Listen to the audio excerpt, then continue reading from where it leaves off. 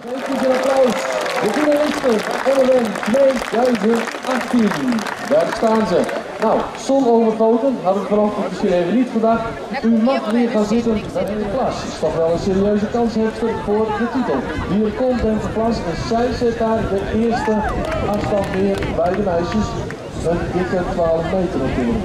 En ik denk dat dat gewoon... dit jaar, nu begint ze heel erg sterk en dik voorbij de 13 meter. Ja, zegt u. Hier gaan we kijken naar Stefan Douwman uit Oppenhuizen. Hij zit goed in de stap, hij zit heel goed in de stap.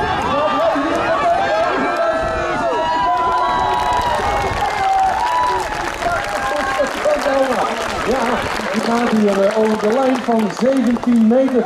Stefan heeft op zo'n record van 16 meter 14 en daar gaat hij gewoon een meter aan voorbij. Fantastisch gedaan hier in de eerste sprong. Stefan Douwman, die doet het goed. Nu komt er een hier ook meteen. Alles natuurlijk bepaald met de insprong. Ja, lijkt er nu goed in te zitten. En nu gaat hij er overheen inderdaad. Ja, dit is verder dan de 1735 van Stefan Douwman. Tessa Kraan. Ja, zit ze er al een stuk hier bovenop. Dat gaat weer een stukje verder. Dat is een meisjesballetje. Maar in ieder geval afwachten voor Tessa Kraan. En wat gaat die baas doen? Die gaat dan wel het eind uit de richting.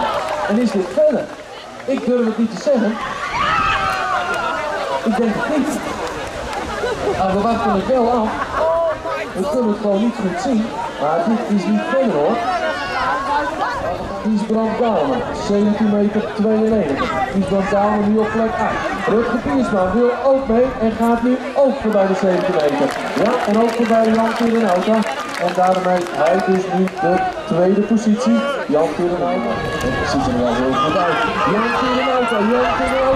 Ja, gaat het uit de richting. Maar oei, te veel uit de richting. Even kijken, het startige plaats wat Groningen staat ervoor.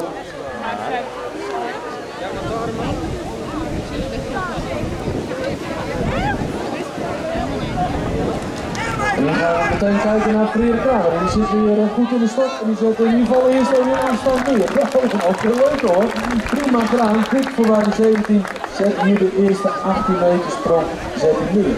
Nou, dan is het in ieder geval over die 7 om precies te zijn. Weet hij ook. Moet het eigenlijk gewoon gemakkelijk kunnen. Hier komt Jacob de Groot, maar komt laag in de stok.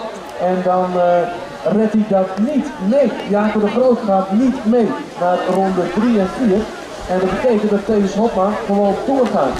Enorme opluchting. Hij zal er altijd voor gaan. Eerst zal hij zich wel verder moeten plaatsen voor top 8. Die komt Bart Helmond. Zo net zat hij goed in de stad.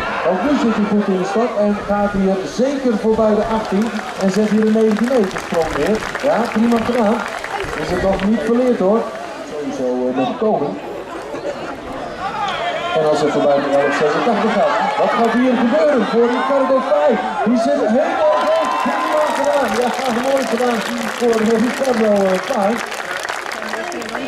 Die zich een beetje inhield daar op het einde van naar de brandslag. Staat klaar, de klassementsleider van de senioren bij het FOB.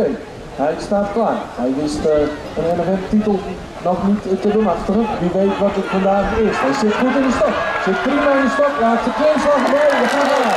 Hij steekt het aan. Ja, er komt een dikke meter bij.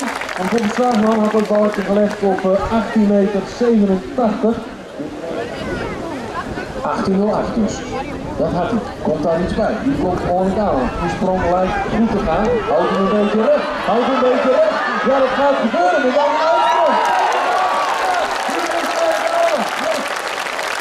Kijk eens aan. Uit het Heidenschip. Ja, eigenlijk ook Nieuw-Zeeland. Maar een Friese Mutens, maar ontzettend goed gedaan. Is hij al 20 meter 41. Ongehouden. Nu al in de wedstrijd.